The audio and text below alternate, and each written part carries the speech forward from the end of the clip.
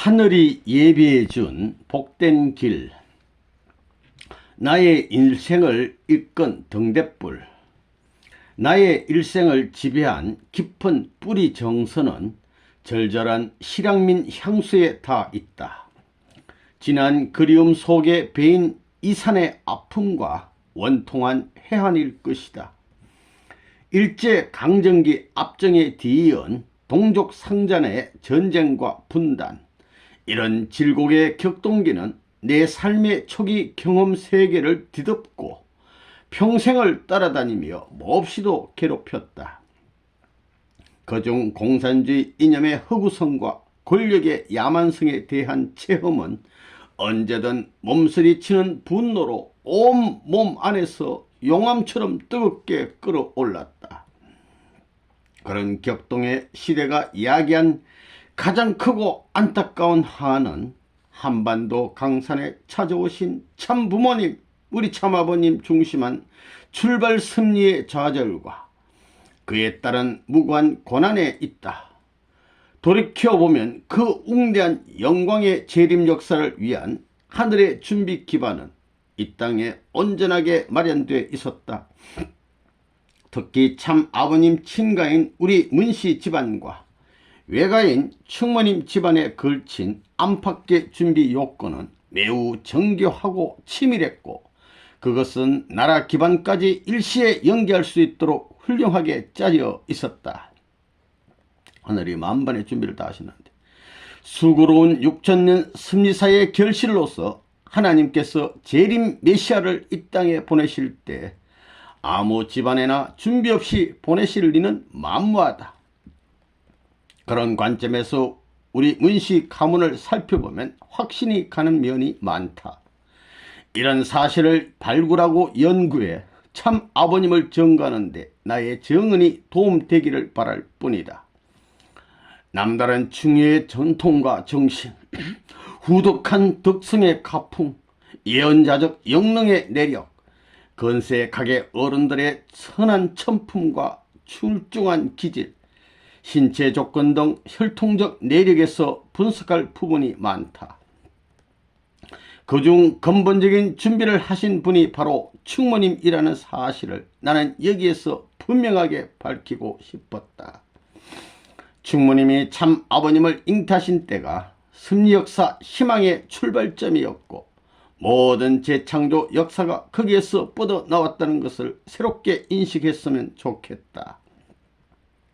그러나 수고롭게 마련한 하늘의 공든탑이 일시에 무너진 것이 한국 강복 직후 섭리의 결과였다. 이는 실로 천금같이 소중한 섭리 일정에 중대한 차질을 빚고 숱한 소모와 탕진을 초래했다. 그토록 훌륭하게 준비된 갖가지 좋은 여건들은 이후 하늘 섭리와 무관하게 역사의 뒤안길로 묻혀버리고 말았다. 이 얼마나 한스럽고 원통한 일인가. 특히 모자협조와 가인복귀 기대를 이룬 충모님과 대형님이 공산 치하에 남아 뜻기를 함께하지 못하신 지난날이 가장 애석하다. 그 어른들은 참 아버님 옥고로 인해 충격적인 소식을 자주 접하셨지만 변함없는 기대와 믿음과 정성으로 사랑으로 참 아버님을 뒷받침하셨다. 우리 아버님 믿고 따랐으면 52년까지 7년 도정을 통해서 이 땅에 지상천국을 이루고도 남았을 텐데 귀한 세월을 흡입했다고 아버님께서 누누이 누차 말씀하신 바 있습니다. 대단한 정성파이신 우리 어머니 역시 계시를 많이 받아 참 아버님의 진면목을 알아보시고 우리 친자식들보다 더 애틋하게 후원하셨다. 내가 태어난 고향 정주 상사리가 참 아버님이 오신 번양 땅이라는 사실이, 우리 아버님 태어나신 것이 진짜 번양 땅이에요.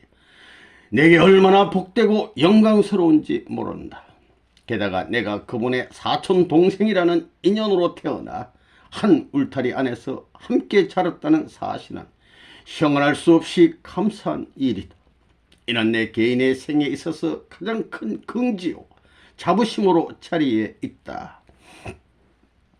나의 어린 시절 참 아버님은 인정으로도 참 좋은 큰 집의 멋진 형님이었다. 물론 그 시절 우리는 참 아버님이 하나님의 외아들로서 독생자로서 그 엄청난 섭리적 사명을 가지고 우리 가문을 통해 이 땅에 오셨다는 사실을 헤아리지 못했다. 다만 그 천성과 자질이 남달리 빼어나 온 집안에서 기대하고 선망했던 희망의 등불과 같은 존재인 것은 분명했다. 나는 고향 시절 기독교 신앙에 그리 호감을 느끼지 못했고 교회에 가자고 하면 피해 다녔다.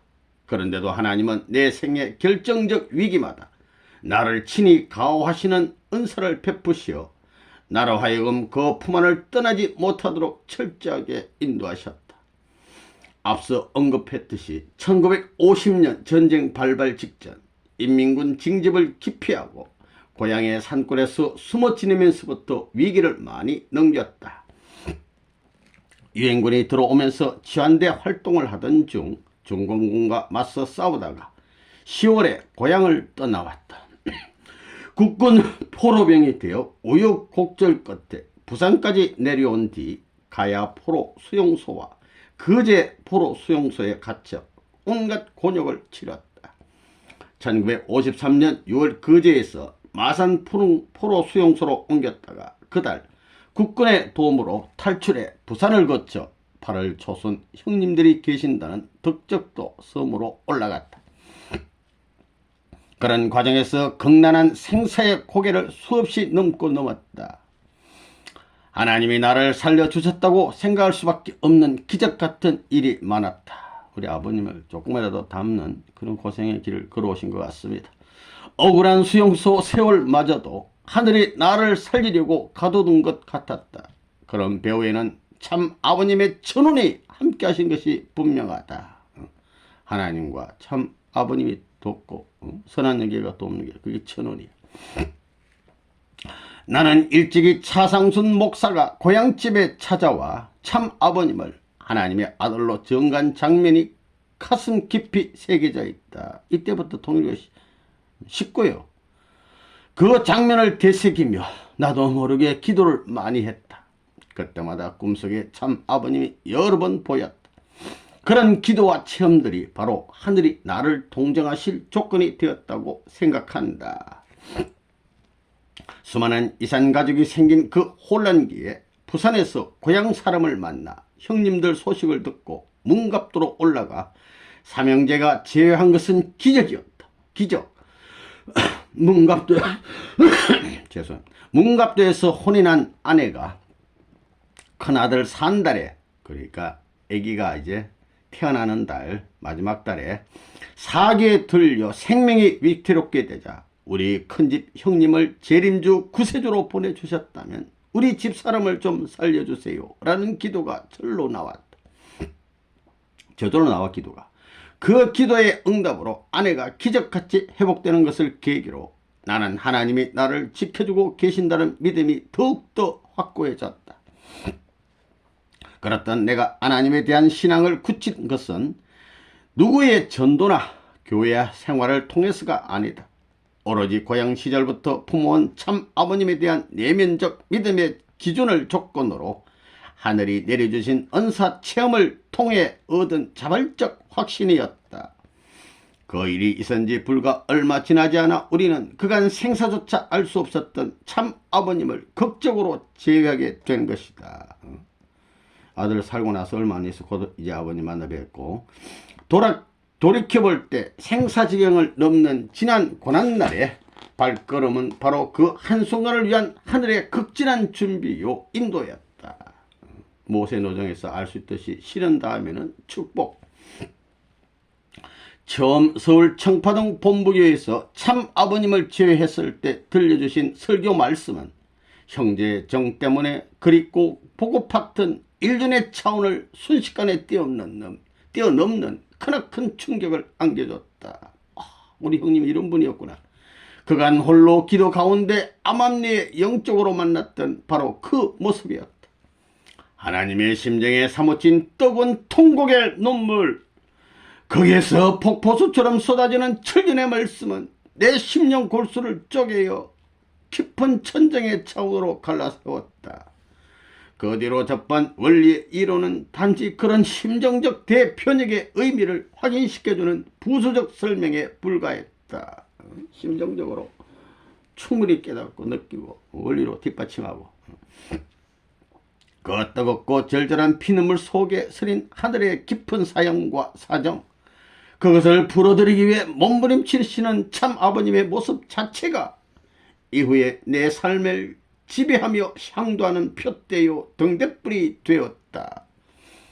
아산 독공장 시절 그 험한 고생을 기꺼이 감내했던 원동력도 그 때문이었고, 몸부림치시는 아버님 모습, 남못지않게 검실 좋다는 아내와 7년 이상 성별 생활을 한 것도 그 때문이었다. 구리로 올라가서 닭장집에 살며 닭장집에서 살았어. 통일산업 문지기 경비를 하면서도 한없이 기쁘고 행복했던 것도 그 때문이었다. 원효로 집에서 나와 맨손으로 기계 장사를 하며 생활 기반을 개척할 수 있었던 것도 그 때문이었다. 하나님 회원과 뜻 성사를 위한 참 아버님의 삶과 생애야말로 전인미다. 그 누구도 가지 않는 길을 홀로 개척해 오신 노정이었다. 그분의 노정을 본으로 삼고 뜻길을 뒷받침해 드리겠다고 나선 자로서 어찌 혈육의 인정을 앞세워 특혜를 바라고 도움을 청하는 모습이 될 수 있겠는가. 참 아버님은 가까운 친족이라도 달리 대해주시지 않았고 일정한 심리적 때가 되고서야 비로소 공적인 영역에서 책임을 맡기셨다. 나는 그때마다 자력으로 해보겠다며 사양했다. 그런 이유로 내 일생생활 신조는 자립정신이었다. 자립정신, 주인정신. 누구에게 신세를 지으나 도움을 받지 않고 매사에 내 힘으로 해드리자는 것이다. 자립정신은 주인의식을 낳고 주인의식은 책임감과 성실성을 통해 반드시 승리의 결실을 가져오게 된다고 믿는다. 그런 기준 때문인지 크게 배우지도 못한 나에게 하나님은 지혜와 판단력을 주시어 많은 돈도 벌게 주셨다. 참 아버님은 1990년대에 이르러 그런 나의 정신을 귀 여기시며 몇 가지 중책을 맡기셨는데 그때도 나는 철저하게 공적 기준을 지키며 과실 없이 성과를 낼 수 있었다. 이 모두가 참 부모님의 천운에 따른 하늘의 도움이 있어 가능했다. 부족한 나 자신의 노력만으로 될 일이 아니다. 이런 점에서도 나는 한없이 감사하며 현실에 자족한다. 스스로 만족한다. 1년에는 1년에 쌀 대여섯 가마니를 받고 죽도록 일하면서도 아들, 딸을 낳고 살았다. 어려운 시절. 지금 쌀 대여섯 가마니라고 해봐야 100만 원도 안 된다. 그 시절에는 배만 불러도 행복했다. 그런 시절이 얼마나 지났다고 죽고 못 살겠다고 하겠는가. 우리가 갑자기 너무나 좋은 세상을 맞게 되어 그 가치를 실감하지 못하고 있는 것이다. 북한에 나와서 단둥, 안동에 사는 아주머니가 경북 안동 아니고 그 중국 단동 안동 서울 우리 집에 와서 보더니 아이고 천국이 따로 없구나. 김정일 장군님보다 더 잘 사는구나 라고 말했다. 어느 집이든 가스를 틀면 밥이 되고 수돗물이 줄줄 나오고 텔레비전이 나오고 핸드폰이 터지고 이런 세상이 곧 천국이 아니고 무엇인가. 그런데 조금 힘들면 못 살겠다고 불평하고 그래서는 안 된다. 못 산다고 도둑질하고 자살하고 감옥 가고 하는 우리의 현실이 안타깝다. 어디 가서 청소해도 쌀 5가마니를 벌 수 있는데 이렇게 좋은 세상에서 못 살겠다고 할 수 있는가. 북한을 생각하면 어떻게 되겠어요? 지금 굶어 죽고 있다. 북한은 대표적으로 복받은 사람. 나는 아무리 사업이 바쁘고 분주한 일이 중첩되더라도 교회 봉사 직분과 때마다 주어진 섭리의 소임을 결코 소홀히 하지 않았다. 참 부모님의 섭리적 성업이 세계로 뻗어 나가더라도 그 뿌리는 영적 재단이요 축복가정 식구들이라고 생각했다. 모든 일의 기초이자 뿌리가 되는 기반이 발전하지 않고 식구들끼리 단합하지 않는다면 아무리 외적으로 많은 것을 이룬다 한들 열매로 남는 것이 무엇인가. 진정한 부흥이 뭐냐 이거예요. 내실이 튼튼해지 기초가. 그래서 용산교회 시절이나 문정교회 시절에도 재직회장 등 직분을 맡아 봉사하며 교회 건립에도 정성을 다했다. 종종 메시아 축복활동, 종신교육이나 축복행사, 문중장학사업, 북한혈족 돕기 등 대외적인 과업에도 솔선했다. 되도록 참 부모님의 도움 없이 자비를 희사해서라도 알아서 해드리려고 노력했다. 아버님 도움받아간 게 아니야. 자기 돈 막 대가면서 하는 거야. 널 더 잘해드리지 못하는 것이 아쉽고 송구할 따름이었다. 우리 김원필 선생님처럼 항상 하고도 부족한 마음가짐. 나는 1955년도에 참 아버님을 제외한 때로부터 천륜의 심정 기준으로 지금까지 모셔왔다. 55년도에 입교하셔가지고 그런 가운데 특히 1989년도부터 1996년도 무렵까지 해마다 참 아버님의 부르심을 받고 미국에 가서 낚시하며 훈련받는 것이 가장 기억에 남는다. 또한 여수 순천 해양 섭리 시작 때 직접 모시고 일할 수 있었던 것도 잊을 수 없다.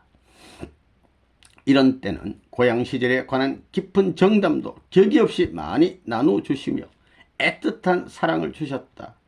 언제든 내가 아버님 시간 좀 내주시겠어요 하면 뭔데 들어오느라 하실 정도로 각별히 사랑하셨다. 식탁에서 무엇을 잡수시다가도 야 이거 내가 먹던 것인데 네가 먹어야겠다 하시며 권하셨다. 참 아버님은 나에게 대표적으로 복받은 사람이라고 말씀하셨다. 대표적으로 복받은 사람. 그 말씀처럼 나는 우리 교회 내에서 누구보다도 대표적으로 복받은 사람이라고 자부하고 싶다. 지금까지 살아온 날들을 하나하나 되짚어보면 정말 하늘이 정말 나를 많이 챙겨주셨구나, 하늘이 살리셨구나 하는 생각밖에 없다. 내 필생의 마지막 과제로 삼은 이 일은 참 아버님 고향 단장과 복원에 있었다. 고향을 떠나 월남에서 참 부모님 모시고 함께 뜻길을 따라 나온 집안 형님들이 한 분씩 성화하고 5분 중에 4분 다 성화하고 혼자 남았어. 막내로서 혼자 남은 나에게 바라는 참 부모님의 기대와 당부가 얼마나 절실한 것인지 헤아릴 때 이 짐은 누구와도 나눠줄 수 없는 것이다. 한때 우리 집까지 몸소 발걸음 하셨어. 나와 함께 여수에 가서 앞뒤로 집 짓고 3대가 함께 살자라고 하신 말씀도 단순히 여수 산하가 좋아서 그런 것은 아닐 것이다. 아마도 그것은 한 맺힌 고향 복귀의 염원 때문일 것이다. 그렇게 내가 가진 것이 있다면 모두 이 일의 성사를 위해 투입하고 싶었다. 참 아버님 생전에 그 염원을 이뤄드릴 수 있었다면 얼마나 좋겠는가. 서로 나의 남은 생에 그것을 다 못 이루어드린다 하더라도 그 초석이라도 놓기 위해 여력을 다해 서두르면서 이거를 통해서라도 후세에 당부를 남기고자 하는 것이다. 내가 6살 때쯤 아버지가 행방불명 되셨고 우리 형제가 남한 이후 어머님 홀로 남아서 조카들을 키우며 온갖 고초를 겪어내셨다. 공산 지하에서 반동분자로 몰려 죽을 고비도 넘기고 한설인 여생을 보내다가 세상을 떠나셨다. 충무님과 충무님, 대형님의 여생도 그와 다르지 않기 안타깝고 한설인 쉬매를 떨쳐낼 길이 없었다. 우리 아버님 한 분을 위해서 충무님, 충무님, 대형님 온갖 저승을 다 드리고 마지막에는 생축의 제물로서 희생의 길을 가신 것입니다. 그런 역사를 꿈에라도 보게 되면 자다가도 눈물이 쏟아지고 길을 가다가도 문득 통곡이 벌어져 몸을 가누기조차 힘들어지곤 한다. 명절이 되거나 집안에 좋은 일이 있을 때는 어김없이 그런 상념에 잠겨 가슴이 먹먹해져 자식들 앞에서도 눈물을 터뜨리곤 한다. 좋은 음식이나 좋은 곳에 구경거리만 봐도 그 어른들 생각에 목이 메여 꼼짝할 수 없게 된다. 그 불참을 어찌 모면하겠으며 저 세상에 가도 무슨 말로 사죄를 드릴 수 있을지 모르겠다. 그런 생각에 나는 누구를 만나든 그 고향 이야기와 전쟁 이야기를 나도 모르게 쏟아놓게 되곤 한다. 좋은 거 먹을 때나 할 때나 늘 부모님 생각. 이 효자의 말이야. 애통함이 깊어질수록 공산주의자들의 만행에 대한 뼈에 사무친 기억은 떨칠 길 없는 슬픔과 분노가 된다. 나 개인의 생각과 감정으로는 수천 수만 번을 생각해도 용서가 되지 않는다. 하물며 공산정권 밖에 의해 무관 옥고를 여러 차례 감내하시며 우리 아버님 평양 감옥에서 흥남 감옥에서 얼마나 죽을 고비 많이 남겼습니까. 참혹한 전쟁 상황을 한복판에서 겪어내신 참 아버님의 심적하는 얼마나 깊고 뼈아픈 경지이겠는가. 그런데도 참 아버님은 지난날 김일성을 찾아가 진정한 사랑으로 품고 용서하셨다. 이거 메시아만 할 수 있는 거 아니야. 하시잖아. 예수님이 메시아 되심이 바로 그런 것처럼 그 행적 하나만 보더라도 참 아버님은 하나님 참사랑의 화신인 구세주로 오신 것이 분명하다. 우리 아버님 메시아 되심 중에 말씀만 가지고 메시아 되는 게 아니야. 이런 거 참사랑의 화신으로 이걸 보더라도 메시아가 틀림없다는 겁니다. 적어도 내 경험에 비춰볼 때 그런 확신을 하지 않을 수 없다. 원통한 과거사를 청산하고 민족 화해와 통일을 이룩할 방법은 참부모님 참하나님의 참사랑밖에 없다. 지금 북한 주민의 생활상은 우리가 생각하는 것보다 훨씬 어렵고 힘들다. 수많은 꼭제비가 굶어 죽고 얼어 죽고 죽지 못해 산다고 하죠. 죽지 못해. 참부모님 참사랑 사상과 실천 기반을 통해 동족끼리 하나 되어 함께 살 수 있도록 우리가 선도해야 한다. 그 절실한 염원을 전하고자 지난 불운한 시대 슬픈 이야기나마 여기에 남기려는 것이다. 우리 아버님 남북통일 또 북한 해방의 희호를 하사하신 바 있습니다. 우리 내부의 갈등과 민족 분단, 세계 분쟁도 해법은 같다. 참부모님의 참사랑 원리 중심으로 돌아가 서로의 입장에서 이해하고 하나 되는 것이다. 연계를 생각하면 지상에 조그만 거고 싸울 이유가 없어. 어느 한편에 치우쳐 편들고 상대방을 비방하는 비원리적 방법으로는 아무것도 나아질 수 없다. 그것이 우리가 배운 천리의 근본 가르침 아닌가. 참 아버님이 지상에 계시든 천성에 계시든 말씀의 근본 뜻과 섭리의 이상은 달라질 수 없다. 북한 고향에 남은 참 부모님 희록 문제를 어떻게 할 것인가를 생각하면 너무나 마음이 무겁다. 희록뿐만 아니라 북한 동포들을 구출해야 돼. 암암리에서 애써보지만 갈수록 세월의 무게를 느낀다. 나 이상 사명감을 갖고 힘써줄 동족자가 나오기를 기다린다. 나는 항상 모든 일이 자기 정성으로 심은 만큼 거둔다고 생각하고 살았다. 심은 대로 거두리라는 말씀 있잖아요. 어떤 이들은 참 아버님이 나에게 많은 것을 주셔서 집에 골프장도 있고 수영장도 있고 보란듯이 잘 산다는 소문을 냈다. 그러나 그것은 사실이 아니다. 오히려 나는 대내 활동이나 사회 활동에 자비를 스스로 내 돈을 시사하면서 도움을 주려고 노력했다. 보상하고 상을 준다 해도 안 받는 체질이지만 이래저래 각처에서 안겨준 감사패나 상패도 꽤 많이 쌓여있다. 집에 들어가서도 아이들이 아버지를 돕겠다고 마음을 써줘도 내가 알아서 한다며 무리치는 편이다. 자식이라도 각자 부여받은 삶이 있고 일이 있으니 신경 쓰게 하고 싶지 않았다. 내가 자립정신을 소중하게 여기는 만큼 자식들에게 대해서도 일일이 간섭하기보다 말없이 지켜보며 응원하는 입장이다. 그렇다 보니 각자 자기 노력으로 자기 몫을 해 나왔고 이제는 축복받은 정손자 손녀까지 보는 은사를 누리고 있다. 이 점 너무나 고맙게 생각한다. 나는 집에 들어가면 나도 모르게 아내부터 찾는 게 습관이 되다시피 했다. 아내는 항상 기름진 고기 반찬보다는 생선 위주로 요리하고 된장국을 준비한다. 뚝배기 밥을 따끈하게 하고 내가 좋아하는 숭늉까지 준비해 준다. 숭늉.